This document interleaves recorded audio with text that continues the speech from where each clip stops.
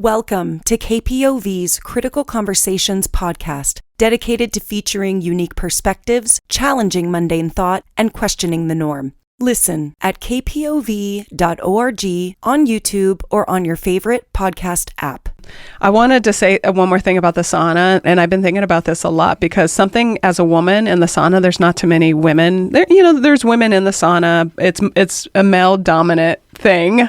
There's not as many women, and the women that do go, there's not very many regulars. There's maybe a little bit, but it's so interesting as a woman going into the sauna with a bunch of men. And, you're talking about how you get to chat it up with certain people.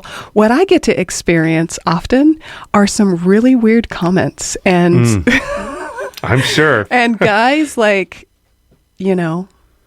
flirting with me, hitting on me, saying things. Interesting. I know. I'm going to have to start noticing it because I shut a lot of that out. I'm like, I either vibe with the guy or not, or the gal. And I know you are so not like that. You're so friendly and nice, and you're not creepy weird at all. There are some of those guys, I guess. I really shut them out. There's a lot of them, man. And I don't talk to those guys.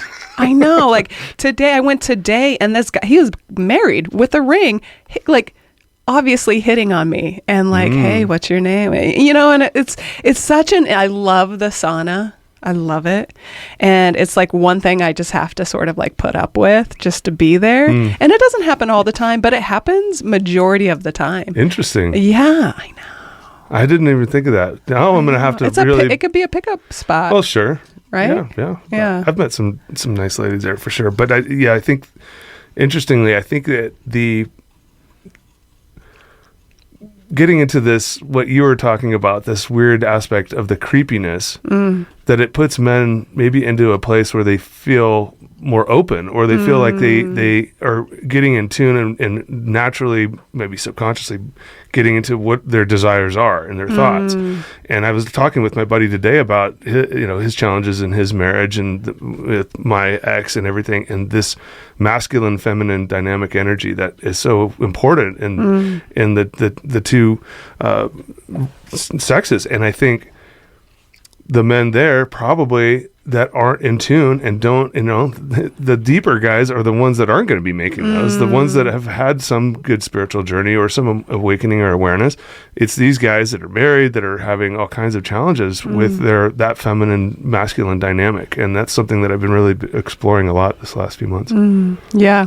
I always wonder, this is going way off cue, but I think about these things. So if I'm just going where we shouldn't go, please tell me. Okay. As a man, it seems like men are a little more turned on throughout the day than women are. Men inherently are more visually cued, and so they see a woman that's attractive, and that attraction then maybe gets them to think about things or curiosities, right? You're shaking your head yes. Yeah. Oh, yeah. Okay. Yeah.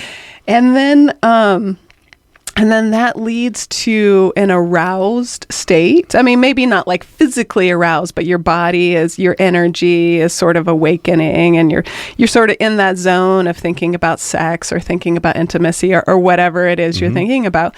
And so I have this idea that men are constantly being activated in that state of arousal. Well, and in the sauna too, we're in our bathing suits and it's sweaty. So, men's subconscious, sweaty bathing suits. It's, but interestingly, you do mention it. And most women and men understand this. Women think of sex maybe 5 to 8 times a day. Men can have 400 million. So 400 million? So ridiculous. Okay, maybe I'll have to distill that a little bit. But, Okay. A few hundred at Often. least. Yeah. Significant, 10 times more. Is it a visual cue? Is it you visually men are visual, women are emotional. A woman. Yeah. And then it just leads to thoughts. And right now, we can go down all this. I think that right now there's a really big challenge, not just with the social media after the pandemic. There's all these facets in society that's causing women to be confused, men to be confused and not understand themselves and where they're at. And there's just a lot of really strange energy and understanding. So naturally, men are not probably, that aren't put together. They're in a really tough place. And women have their own, and there's just this natural change and challenge, but that men are probably dealing with these thoughts that they can't control, or they're recognizing. They're just not as self-aware probably on how that much is controlling, their subconscious or their actions or thoughts. Well, I think majority of our population is not sexually pleased. Absolutely not. There's the way in which we approach sex and with ourselves or with a partner is not a healthy form of sexuality, and that a lot of people are sexually repressed. They don't feel comfortable exploring what makes them happy, turns them on. And I think this sort of creates this suppression that men and women are navigating and working with in complex ways. And it could come out in over-sexualized or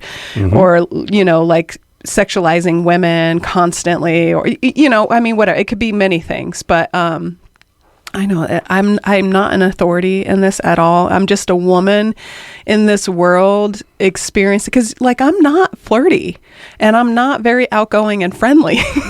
So for someone to approach me, that's a bold move. Yeah. Right? They're not getting the invitation, and they're not getting the looks of ooh, I think she's interested. So for someone to approach me, that's bold, I think.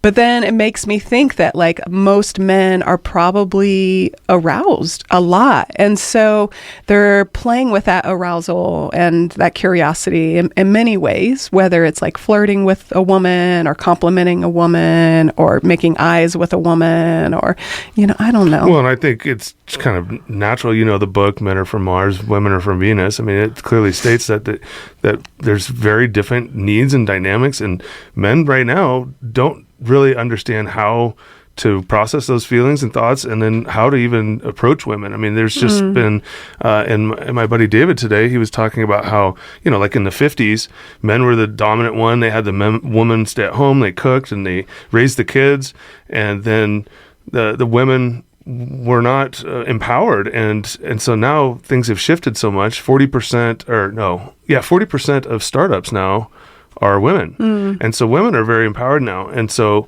men we're becoming empowered. Much more than you were, half a century ago. But then you think of the men right now; they have been raised by the women that have been frustrated and suppressed by these previous generations, and now the women are trying to pick up both of these masculine and feminine dynamics, and that isn't how the dynamics works. The male masculine dynamic is to bring out the certain aspects, the femininity of the woman, and that's why the women, if their femininity isn't brought out, the masculinity isn't balanced. And I think and David brought up a good point. It'd be interesting to know the psychology and the sociology with how the LGBTQ community and how those have been challenged with understanding their masculine and feminine parts of themselves. So, but I think it's just naturally we're just in a very difficult place right now in society, and that their men don't understand how to communicate with women well, and women don't know how to communicate to men, how to make them feel feminine, how to bring out their feminine dynamic energy that helps balance this all.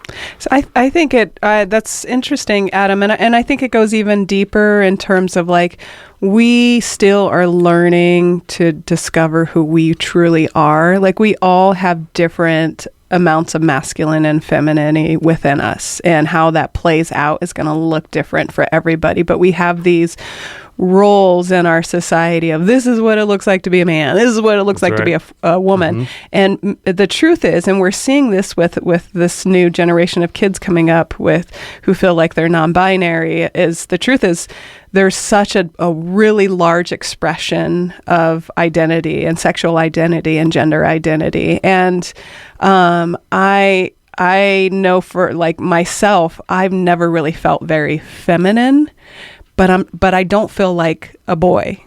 Right. But I feel very masculine, but I don't feel like a boy. And so learning for me, it's I've been learning what is my femininity and what is my masculinity, and how do they work together and express into this one form of me, and what does that mean? And so I think, and the other piece that you're speaking to, I think there's a lot of emotional awareness that we don't have. We haven't learned the language of emotions and how to tune into them and express them. And so I think many of us are in these confused, we're like projecting out in the world our wounds and our pains, and we're in this confused like state.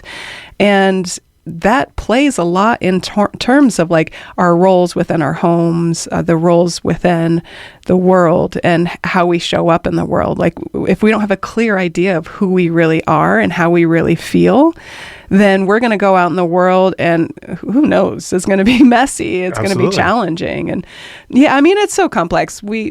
It's just things I'm curious about, you know? Well, you strike a great point, because ultimately, you know, with the social media stuff, it is all geared to create emotion and create a reaction. And, you know, a lot of these guys that built these early social media platforms was built around the dopamine release. Yeah. And so when we're having all these chemical imbalances from dopamine. I have ADHD, and I've learned a lot about the science and the neurobiology of it, and our prefrontal cortex is growing and is developing as we evolve. But yet, you know, for ADHD people, if you don't have enough norepinephrine or dopamine balances, that's where you're all over the place.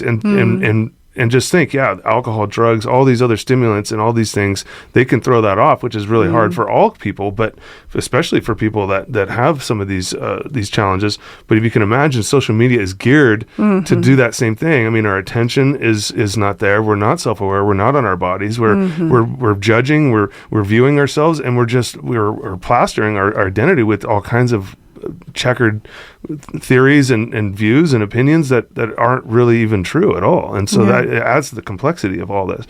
And so I think that comes back to, you know, we got to let go and take, you know, 80% of your entertainment, cut it out, right? You got to seek the information. Don't allow that information to be instilled in you or programmed in you, which, you know, the biggest problem that came out of the pandemic, the researchers said that, you know, like Netflix, everybody got so addicted to that that they're so addicted to screens even more now, and that entertainment, they feed that, which doesn't give them a chance to understand themselves or be social or get out there and be involved. Yeah, I love that. I think that's so key. Thank you for listening to KPOV's Critical Conversations podcast. To hear weekly interviews on important topics, please visit kpov.org/criticalconversations and follow KPOV High Desert Community Radio on Facebook, YouTube, and your favorite podcast app.